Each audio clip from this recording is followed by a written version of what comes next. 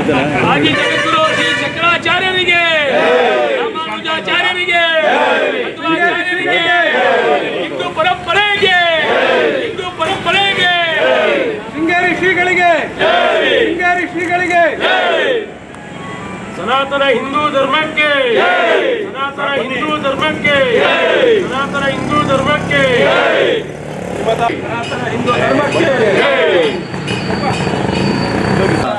ನಮ್ಮೆಲ್ಲರ ಆಧ್ಯಾತ್ಮಿಕ ಗುರುಗಳಾದಂತಹ ಶೃಂಗೇರಿ ಸಂಸ್ಥಾನದ ಪೀಠಾಧ್ಯಕ್ಷರಾದಂತಹ ಶ್ರೀ ಶ್ರೀ ಶ್ರೀ ಭಾರತೀ ತೀರ್ಥ ಮಹಾಸ್ವಾಮಿಗಳು 76 ವರ್ಷಗಳು ಪೂರ್ಣ ಮಾಡತಕ್ಕಂತಹ ಒಂದು ಸಂದರ್ಭದಲ್ಲಿ ಅವರ ಒಂದು ವರ್ಧಂತೋತ್ಸವ ಕಾರ್ಯಕ್ರಮನ ನಾವೆಲ್ಲರೂ ಇಲ್ಲಿ ಆಚರಿಸ್ತಾ ಇದ್ದೀವಿ.